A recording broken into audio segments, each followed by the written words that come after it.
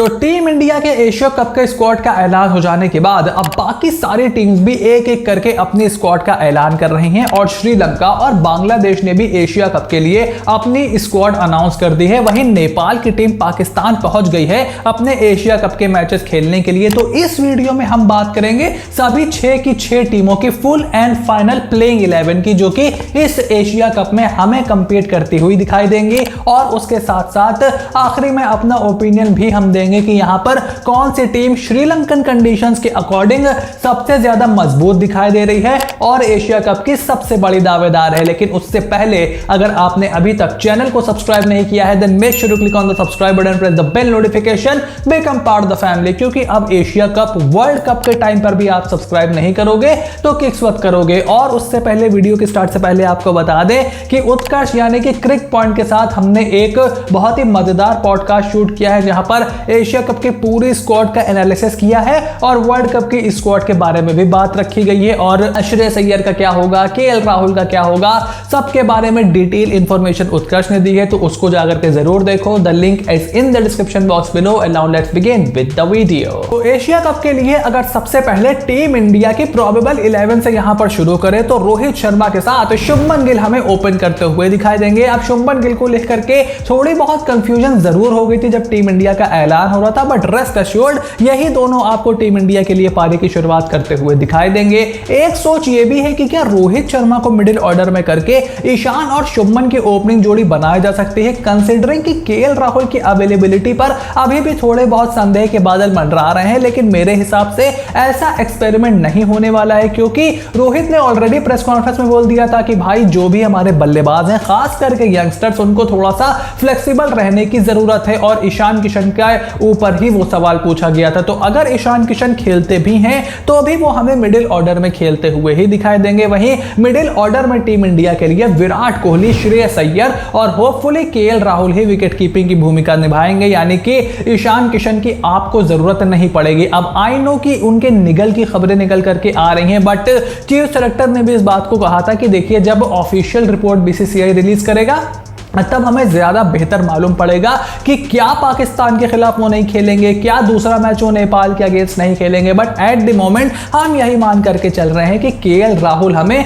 Playing 11 में खेलते हुए दिखाई देंगे। उसके बाद इस प्लेइंग 11 में ऑलराउंडर्स के रूप में आपको हार्दिक पांड्या, रविंद्र जाडेजा और अक्षर पटेल दिखाई देंगे, क्योंकि हम श्रीलंका में खेल रहे हैं और हाल फिलहाल में जो अफगानिस्तान और पाकिस्तान के बीच श्रीलंका में ओडीआई मैचेस खेले जा रहे हैं वहां पर आप देखो कि स्पिन का कितना दबदबा है। और इसीलिए मुझे लगता है कि टीम मैनेजमेंट जो है वो शार्दुल ठाकुर के ऊपर अक्षर पटेल को प्रेफर करेगी इन दिस श्रीलंकन कंडीशंस। और अगर फिर गेंदबाजों में टीम कंप्लीट करे तो यहां पर कुलदीप यादव, मोहम्मद सिराज और जसप्रीत बुमराह प्लेइंग 11 को कंप्लीट करेंगे। अब एक सोच ये भी हो सकती है कि भाई आप शामी को कैसे बाहर कर सकते हो, बट हाल फिलहाल में अगर आप सिराज के नंबर्स देखो तो ही has been our best ODI format bowler for some time now. और इसी वजह से मुझे लगता है कि उनको ही यहां पर तरजीह दी जाएगी और बुमराह अगर फिट है, अवेलेबल है तो आप उनको बाहर नहीं कर सकते। वहीं टीम इंडिया के इस प्लेइंग 11 को सबसे बड़ी चुनौती मिलेगी पाकिस्तान की प्लेइंग 11 से। और अगर उनकी फुल एंड फाइनल प्लेइंग 11 पर नजर डालें तो यहां पर फखर जमान के साथ इमामुल हक पारी की शुरुआत करेंगे, कप्तान बाबर आजम नंबर 3 पर आएंगे,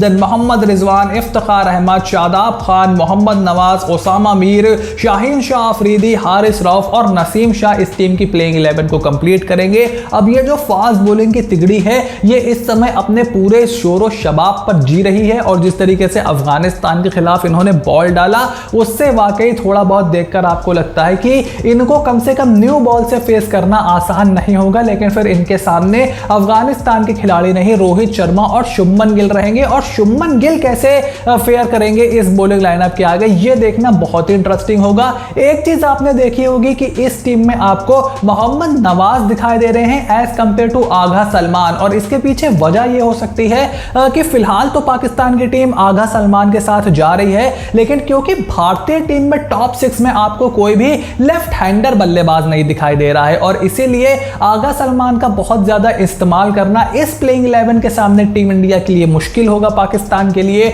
और इसीलिए अगर आप लेफ्ट आर्म सीमर डालते हो तो ज्यादा बेनिफिट आपको मिल सकता है। बट देखना यह है कि क्या आगा सलमान की बैटिंग पर इनको नवाज की बैटिंग से ज्यादा ज्यादा भरोसा है, और अगर ऐसा है तो फिर ये आगा सलमान के साथ भी जा सकते हैं। और इसके अलावा यही कंप्लीट प्लेइंग 11 होगी जो कि पाकिस्तान की हमें एशिया कप में दिखाई देगी। वहीं तमीम इकबाल जो कि इस एशिया कप में बांग्लादेश की टीम का हिस्सा नहीं है, उनकी गैर मौजूदगी में अनुभवी शाकिब अल हसन को एक बार फिर से बांग्लादेश की टीम की कमान दी गई है। और अगर आप बांग्लादेश की प्रोबेबल 11 देखो तो यहां पर मोहम्मद नईम के साथ लिटन दास पारी की शुरुआत करेंगे, नजमल हुसैन शांटू एट 3, शाकिब अल हसन एट 4, तौहीद हृदय एट 5, मुशफिकुर रहीम, अफीफ हुसैन, मेहदी हसन मिराज, तस्कीन अहमद, मुस्तफिजुर रहमान और शरीफुल इस्लाम इस टीम की प्लेइंग 11 को कंप्लीट करेंगे।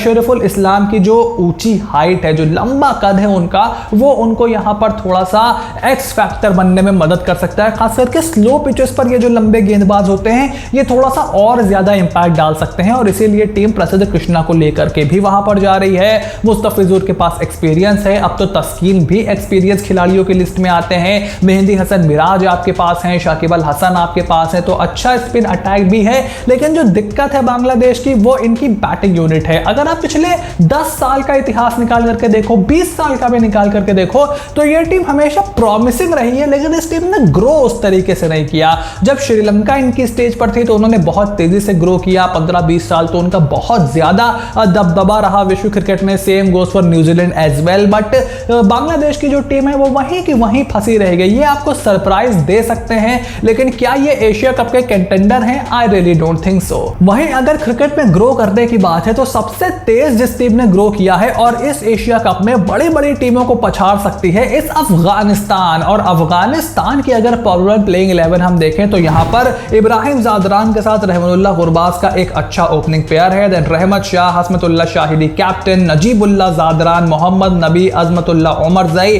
राशिद खान, मुजीबुर रहमान, फजहल हक फारूकी और अब्दुल रहमान इस टीम की प्लेइंग 11 को पूरा करेंगे। नवीनुल हक जो है वो वनडे में अभी अफगानिस्तान के लिए अवेलेबल नहीं है। अब ये उनका फैसला है, ऐसा उन्होंने क्यों फैसला किया है एक एशिया कप और वर्ल्ड कप के ईयर में, ये तो अब नवीनुल हक ही जानते। लेकिन अगर वो होते तो इस गेंदबाजी को खास करके श्रीलंकन कंडीशंस में थोड़ा सा और बल मिलता। और आप यहां पर देख रहे होंगे कि राशिद है आपके पास, मुजीबुर रहमान आपके पास है और मोहम्मद नबी आपके पास है, यानी कि 3 बहुत ही कमाल के स्पिनर्स इस टीम के पास हैं। और नूर अहमद की अभी इस टीम में जगह नहीं बन रही है, तो आप इससे इनकी स्पिन की क्वालिटी का अंदाजा लगा सकते हो। लेकिन हाँ, तेज गेंदबाजी मेरे हिसाब से थोड़ी सी हल्की जरूर है, और किसी भी टीम की बल्लेबाजी को उस उच्च स्तर पर परफॉर्म करने में थोड़ा बहुत समय लगता भी है। लेकिन नजीबुल्लाह जादरान, हशमतुल्लाह शाहिदी और रहमतुल्लाह गुरबाज से इस टीम को बहुत ज्यादा उम्मीदें होंगी। लेकिन हाल फिलहाल में जिस तरीके का प्रदर्शन इनकी बल्लेबाजी ने किया है और श्रीलंकन कंडीशंस को देखते हुए इनकी बैटिंग यहां पर थोड़ी सी हल्की जरूर दिखाई देती है। वहीं एशिया कप के डिफेंडिंग चैंपियंस, होस्ट कंट्री और मेरे हिसाब से इस वर्ल्ड कप में अच्छों को सरप्राइज करने की काबिलियत रखने वाली श्रीलंका की अगर प्रोबेबल 11 पर हम नजर डालें तो यहां पर पथुम निसंका के साथ Kusal Mendis as wicketkeeper होंगे। देन चरिता असलांका, एंजेलो मैथ्यूज, धनंजय डिसिल्वा, दसुन शानका कैप्टन, वनिंदु हसरांगा, चामिका करुणारत्ने, महिषा थीक्षाणा, लाहिरू कुमारा और दिलशान मधुशंका इस टीम की प्लेइंग 11 को पूरा करेंगे। यानी कि दिलशान मधुशंका एक लेफ्ट आर्म स्विंग गेंदबाज, लाहिरू कुमारा जिनके पास अच्छी खासी गति निकालने की काबिलियत है, उसके बाद 2 बहुत ही हाई क्वालिटी स्पिनर थीक्षाणा और वनिंदु हसरांगा के रूप में ये आपकी गेंदबाजी है। चामिका करुणारत्ने और दसुन शानका आपके सपोर्ट बॉलर्स और ऑलराउंडर्स हो सकते हैं। Dasun Shanaka more of a batting allrounder, Chamika Karunaratne more of a bowling allrounder. और एक्सपीरियंस एंजेलो मैथ्यूज के टीम में जुड़ जाने के बाद इस टीम में जो थोड़ा बहुत एक्सपीरियंस की कमी आपको लगती थी, कभी ये यहां पर भनु का राजपक्षे को खिलाते थे, कभी यहां पर कोई और प्लेयर खेला करते थे, ये अब यहां पर थोड़ा सा डेंजरस श्रीलंका को बनाता है अगर एंजेलो मैथ्यूज अच्छा प्रदर्शन करते हैं तो मेरे हिसाब से श्रीलंका को हल्के में लेना बहुत ही बड़ी गलती होगी। अभी आप देखो इस टीम में भनुका राजपक्षे की अब ओडीआई फॉर्मेट में जगह नहीं बन रही है, दुश्मन था चमीरा इस टीम में अवेलेबल नहीं है, तो अब थोड़ी सी डेप्थ भी दिखाई देने लगी है श्रीलंका की टीम में। हाँ, क्वालिटी में थोड़ी कमी जरूर है, लेकिन on their day they can surprise anyone. वहीं इस एशिया कप में पहली बार शिरकत कर रहे नेपाल की प्लेइंग 11 पर अगर हम नजर डालें तो यहां पर कुशल भुरतेल के साथ आशिफ शेख, रोहित पौडेल उनके कैप्टन, कुशल माला,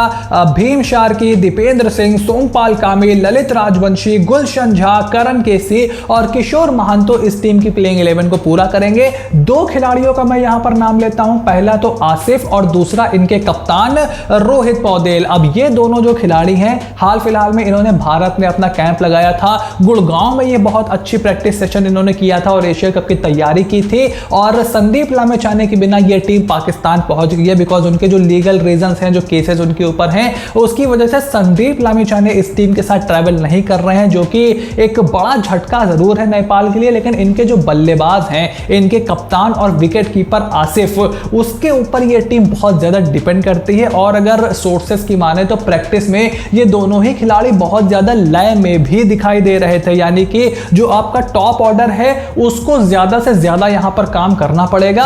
और अगर भारत और पाकिस्तान नहीं तो मेरी यही उम्मीद रहेगी कि नेपाल कम से कम बांग्लादेश, अफगानिस्तान जैसी टीमों को, श्रीलंका जैसी टीमों को यहां पर कड़ी टक्कर दे। और अगर एक आध मैच भी नेपाल जीतने में कामयाब होता है तो नेपाल में जो जश्न मनेगा उसकी बात तो बाद की बात है, लेकिन उससे क्रिकेट को कितना बूस्ट मिलेगा और एशिया कप कितना एक्साइटिंग हो जाएगा, यह देखना बहुत ही दिलचस्प होगा। तो सभी टीमों का फाइनल स्क्वाड सामने आ जाने के बाद ये थी सभी 6 के 6 टीमों की फुल एंड फाइनल प्लेइंग 11। और एक आधा चेंज के अलावा मोस्ट ऑफ द टाइम यही प्लेइंग 11 आपको मैदान पर खेलती हुई दिखाई देगी। तो आपके हिसाब से श्रीलंकन कंडीशंस को ध्यान में रखते हुए सबसे इंपॉर्टेंट और सबसे ताकतवर टीम आपको कौन सी दिखाई दे रही है, जो कि मोस्ट लाइकली एशिया कप की चैंपियन बनेगी? अगर आपने वीडियो यहां तक देखी है तो जाते जाते मैं आपको अपना ओपिनियन दूं। मेरे हिसाब से क्वालिटी में इस समय टीम इंडिया के आसपास कोई भी टीम नहीं दिखाई देती है। ना पाकिस्तान स्पिन को उस लेवल पर खेलती है और ना ही टीम इंडिया के बल्लेबाज स्पिन को उस लेवल पर खेलते हैं। लेकिन टीम इंडिया की जो स्पिन गेंदबाजी है वो कंपैरेटिवली बेहतर है पाकिस्तान की स्पिन गेंदबाजी से, यानी कि आपको हाई क्वालिटी स्पिन खेलनी पड़ेगी। और पाकिस्तान की फास्ट बॉलिंग को अगर आपने झेल लिया तो लो क्वालिटी स्पिन आपको यहां पर खेलने को मिलेगी। तो विराट कोहली, रोहित शर्मा, केएल राहुल मेरे हिसाब से बहुत ही इंपॉर्टेंट प्लेयर होने वाले हैं। और श्रेयस अय्यर के टेम्परामेंट की टीम इंडिया को बहुत ज्यादा जरूरत पड़ेगी और उनके स्पिन खेलने की काबिलियत की भी हमें नीड रहेगी। लेकिन फिलहाल मेरे हिसाब से